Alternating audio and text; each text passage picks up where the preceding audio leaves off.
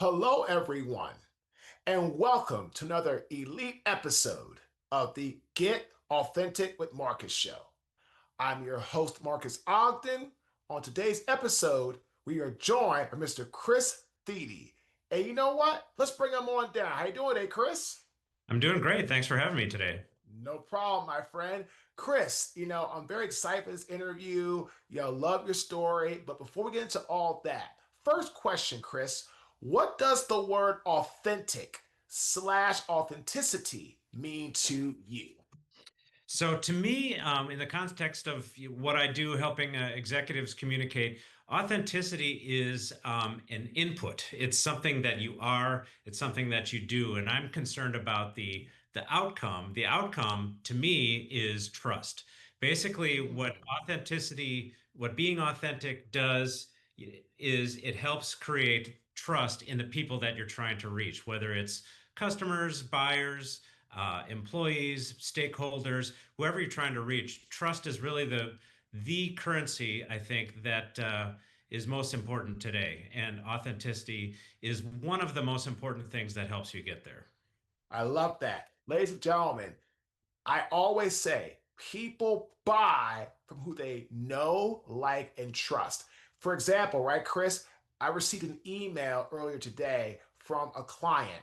This company's called the Big I. The Big I is the largest association of independent insurance agents in the country. And I got an email from the Big I about speaking for their Young Advisors Leadership Institute, which should be in Baltimore in October. And the thing is, right, Chris, in the email from the young lady, she said, you came very well regarded from Greg, who is the president of Big I National. He said you spoke great in Kansas for the Big I of Kansas and in New York for the Big I of New York. Ladies and gentlemen, what Chris is talking about is when people trust you and they know they can take you at your word, that's when great things happen. What are your thoughts on the Chris about people like, like that email I received from the client saying, I heard you were amazing from Greg and all that about now more opportunities, right, Chris, are coming our way. Yeah, that definitely makes a lot of sense, and that's kind of the trust that's probably the best type of trust there is the trust that comes with unsolicited recommendations, right? In terms of people who have seen your work, who have seen you in action, and they know the what you bring to the table, and then they recommend you to others to come uh, help them with their events and with their projects and things of that nature. So yeah, so that kind of trust that comes from other people is really critical. I think what I do is I help executives and leaders kind of exude that trust in their communications, in their visibility, so that they are naturally tend to be more trustworthy by people who don't know them yet, and so then that helps create those third party referrals that you were talking about earlier. I love that. So, Chris, please tell us a little bit more about your backstory and your journey to where you are today, helping people with communication and connection and being able to thrive in their personal and professional lives. Okay. So, well, thank you for that. Yeah. So my background is in public relations and marketing. I've worked in agencies and communications departments, public relations departments for around 20 some odd years or so. And then about 10 years ago, I went off on my own to focus on content strategy and content development. And kind of a funny thing happened along the way is I had a project kind of drop in my lap to help some executives at a large technology company here in North Carolina, to help some executives do some ghostwriting for their social media, some top executives at this company. And through that process, I started to learn about the idea of executive communications, executive visibility, and really how important it is in today's communication landscape. Really, any company that needs to gain the trust of people, and that's, I would say, just about everybody, right? that needs to gain the trust of people, their executives, their leadership, their CEO needs to be out front and be sort of a face and voice of their company and of their brand. And when they do it well, they obviously can get in front of customers and share the details of their product or service that they're offering. But it really goes a lot farther than that. It's more about sharing more about who they are as a person, so that they can again trust this company and trust the people that they work with. But it's also, it goes beyond customers. It goes to employees or potential employees, again, potential shareholders, potential vendors, whoever the case might be. That trust and that relationship is really critical, and it starts with the visibility of the leadership and of the executives that lead that company or that organization. It could be nonprofits too. So You know, what I love, Chris, is you're 100% correct. Visibility, awareness, when people are seeing you, hearing your message consistently, all these things, right, Chris? What happens is people start to get familiar with you, your messaging, what you believe in, your mission, your mantra, all these things. And when people feel comfortable with you and they feel that what you're saying they can believe and trust in, that's when great things happen. So we're going to come back to visibility and awareness, communication, messaging in a moment, because that's all great stuff. But my next question is, Chris, how does being authentic and showing authenticity help you in your career? Because I want people to understand from your perspective, right, Chris, how important it is to be authentic and why that is the case. so I think it's really about showing who you are as a human being, so that people know what to expect from you, right? So it's that they know what they're getting when they potentially work with you. Like you said before, I think people want to work with people that they like and people that they trust. And if all you do through your content or through your messaging or through the speeches that you give, if you're just strictly business and nuts and bolts all the time, it's, first of all, it's not particularly interesting. It's not particularly engaging. But second of all, people don't really get to know you and connect with you as a human being. And really, business is a human endeavor, right? It's about human relationships. And I think a lot of that, sometimes that idea sometimes gets lost in that, that this human relationships, people are sometimes irrational in the decisions and emotional in the decisions they make about who they're going to work with or who they're going to work for or who they're going to buy from. And we justify it rationally, but we make a lot of our decisions emotionally to start.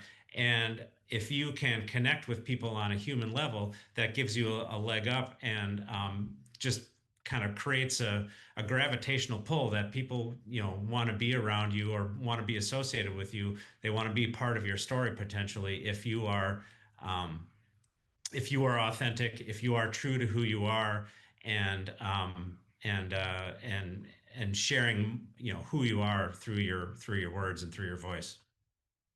You know what, Chris? What I love is you're talking about if you're sharing just like information or tidbits or points and data, it's not very interesting. And people do not they're not attracted to that. They're not going to gravitate, great word, to that. And I love how you say that people want to know more about you and the human side. And let's start there. Chris, you made a very profound statement that I agree 100% with.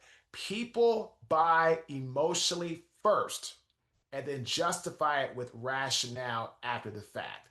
I always tell people when someone sees something and they like it, they buy it, because most times people are very emotional driven in their purchases. They buy something, they get home and say, "Why did I buy that?" Because at the time you saw that, "Oh, I gotta have it," and then later on you're trying to justify your purchase with reason and ration, being rational. So my question for you is, right, Chris, how do you help your clients really tap into the art of storytelling to help them really get excellent at touching people's emotion through their messaging and or their words?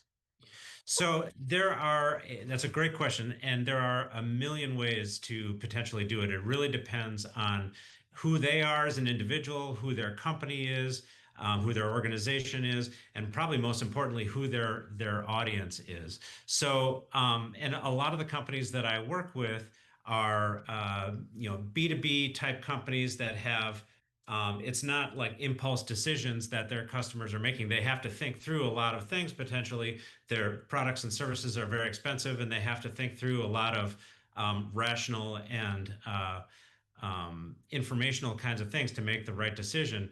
But it a lot of times starts with who is the individual or the leadership of that company weighs heavily in at least at the foundational point of knowing that this is a company that I want to work with, that it has a story that I want to be part of. So your question was, how do I do that?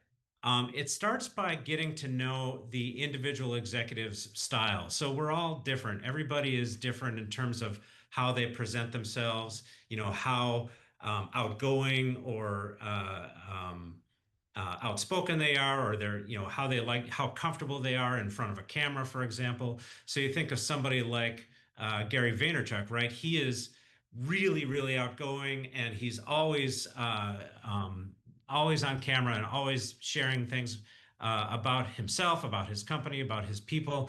But not everybody is like that. Some people are more reserved. Some people Mhm. are more, they have a different leadership style. So it starts by getting to know them as an individual, so that we're not pushing them out of their comfort zone, so where they don't look authentic, right? So if if we work with an executive who is very reserved and very matter of fact, then we can work with that and make sure that we're not going to, suggest that he's wild and crazy in front of the camera, because that's just not going to look right. That's not going to be authentic. So it really starts with getting to know the individual as a person, and how how their personality, how their passions, how their ideas can come through uh, through their content, whether it's video or text or podcasts or speeches or whatever the case might be. You know what, Chris? I like this because I wrote down, if you're trying to be someone that you're not, and people recognize that you're not that type of person and you're trying to be that type of person, it is truly damaging to your brand. And I like how you say about Gary Vee. Gary Vee is very outgoing, he's very loud, he's very abrasive. That's his style, and it has always been his style. But if you're someone trying to go out there and be Gary Vee or be like Gary Vee, but you're really not, and people pick up on that, well, then the problem is they're going to say, well, are you doing this because you're trying to be like somebody else?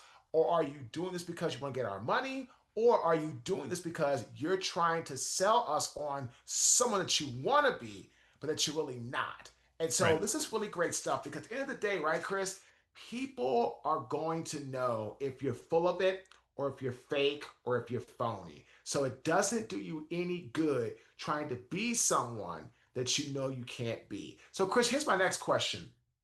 When people come to you or hire you or engage you, what do you feel is the biggest common problem when it comes to the people that are engaging you have? And how do you help them solve that problem? I think the biggest problem that a lot of executives and leaders have is that they're just not visible in the first place. They don't necessarily see the value in having their own face and their own voice be out front for the company and for their organization. They're content to let the marketing department handle the marketing and PR and all that kind of stuff, and let the company kind of the logo be sort of the lead, and that's fine. That's all really important, but I think that they're missing, in a lot of cases, they're missing a huge opportunity to uh, to reach the goals that their company might have by being more visible, by being more present in public channels or in internal channels, whatever the case might be. So I think they very often underestimate the power of their own voice and the power that their words carry. I like that. Ladies and gentlemen, you have to truly understand that at the end of the day, your voice, your who you are, your position, your beliefs have power. They have the ability to drive and change and move forward in that regard. So, Chris, let me ask you this question. When you think about people who are trying to charge forward, trying to get their brand going, and they truly have no idea where to start. They have no idea where to look, where to go, the whole process in that regard, right? How would you tell somebody that's listening to this amazing podcast episode what they need to do or how they need to do it or where they should start when it comes to at least getting to the position, right, Chris, where they can get some sort of messaging or some sort of framework going to get people to know who they are? So I would say just to start by sharing your own personal stories and sharing your own personal messages and kind of going back to the idea of Gary Vee. Gary Vee wasn't always Gary Vee, right? He started small. He started just sharing what he knew. He started in a wine shop and just kind of talking about different kinds of wine and kind of built it up from there. So don't worry about being perfect to begin with, because I mean, there's no such thing as perfection, really. It's more about kind of finding within yourself, what are a lot of people don't understand that their own stories carry a lot of power and people want to hear them. We're all a lot of people are very humble and they don't think that they're that interesting. But really, if you've been in the working world for any amount of time, you have experiences, you have lessons that you've learned, you have stories, or maybe there's people around you that you want to elevate and celebrate. Whatever feels the most natural to you in terms of the stories that you tell, that's where you should start, and then kind of see where it goes, take it from there. And it's going to take a little while for you to find your voice. Understand that it might be a little bit cringy at first, and certainly you're your own worst critic when you kind of see your own words and hear your own voice. It might feel a little off-putting to yourself, but understand that just by starting to making it exist before you make it perfect is the way to approach it. Chris, I wrote something down about, people are always looking for quote unquote perfection. Perfection is not reality. Nothing is perfect. And I love what you said. Just get started, right? And tell your own story. Ladies and gentlemen, I keep saying that time and time and time again. Just keep owning your story. Just keep telling your story. That's what truly makes it impactful. That's what truly makes it powerful. Because when people do that, right, Chris, this gives them the opportunity to share and have other people know about them and their story. And again, they can put themselves in those people's stories. And here's my question, Chris. Why do you think some people are just so hesitant to share their story? Like, where do you think that comes from? I think it comes from a lot of different places. I mean, and to be fair to most people, we're all busy, right? And it's all we can do to kind of get the work that we need to get done in a day, and we don't necessarily um, have the time or feel like we have the time to start telling stories about ourselves or about the people around us and kind of producing content. You think about LinkedIn, I think it's like 97% of LinkedIn subscribers never post anything ever. So people just maybe they perceive that they don't have the time. I think most people don't. Most people underestimate how interesting their own stories are, how interesting their own experiences are, and how much it can really impact and inspire people. I've shared stories on my own personal channels about experiences of mine that I just kind of put it out there. I didn't know what would come of it, and I've had people come back to me and say, that was really inspirational, or I learned something from that. So those, you never know who you're impacting and who you're affecting and what doors you're opening when you're sharing your stories. Oh, ladies and gentlemen, this is all I talk about. I mean, Chris, this is what I talk about on stage. Like, well, Marcus, how do you get so strong in telling your story? Because it's my story.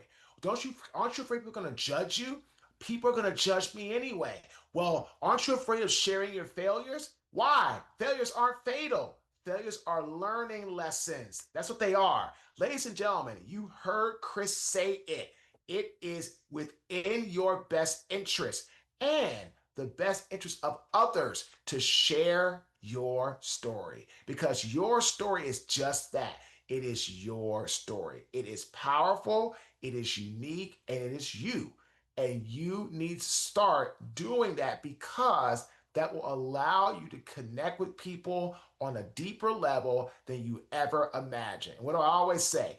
Better connection creates better performance, which creates a future of endless possibilities. Chris, if somebody was hearing this and wanted to engage you or reach out to you or work with you in some capacity, how would they go about that? What would be walk us through one or two steps that people can do if they're interested in engaging you after hearing this amazing interview? So, do you mean where they can find me first, or Yeah, well, let's say that. Let's talk. We'll come to that at the end. How okay? can people? Let's talk about what does the process look like when they come to you. Sure. So it starts with a pretty simple kind of discovery, call or Zoom meeting or whatever the case might be, or if they're in my area, glad to meet in person. But and just kind of learn a little bit about, first of all, I always like to start with their audience and who they're trying to reach, who is most important to them and to their organization. Again, whether it's potential buyers or their current employees or potential employees or a combination of those. And I want to understand who their audience is, what keeps them up at night. And then secondly, I want to get to know them a little bit and ask them things like, how do you want to be known? What kinds of what kind of impact do you want to have on your audience? And then start to talk about some of the experiences and stories that they have, and help them kind of uncover and realize that this experience that they might have had when they were in high school, or when they were first starting their first job, or even last week, is help them to kind of understand that that kind of story has power.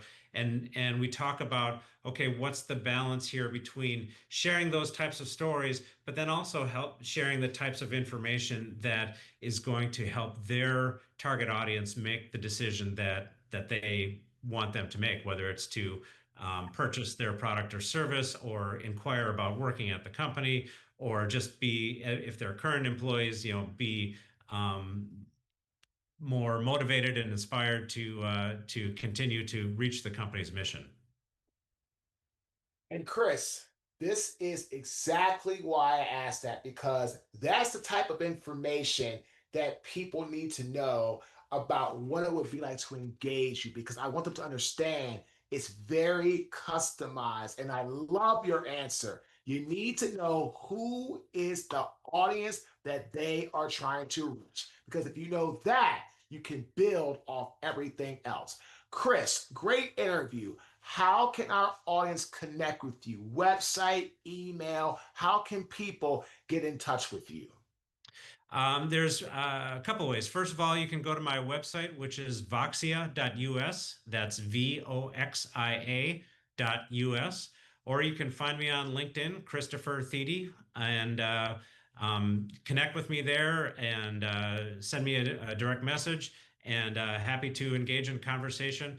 Obviously, anytime I start engaging with a potential client, there's, it's always a no obligation call and conversation to start out and kind of see if there's a fit, and then if there is, we'll take it to the next step.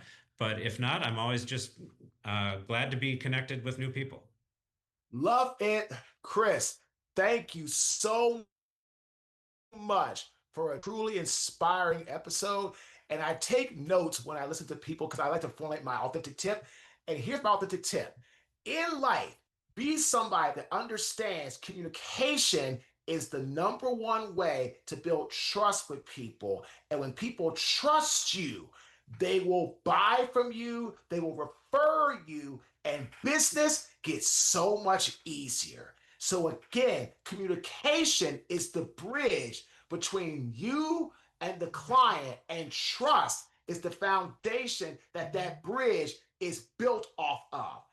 That communication is built off trust. The more they can do, you can communicate well, the more they trust you. The more they trust you, the more they want to buy from you. Again, my name is Marques Ogden. I am the host of the Get Authentic with Marques show. Thanks for tuning in. Have a fantastic day. Recording stopped. Nice job, Chris.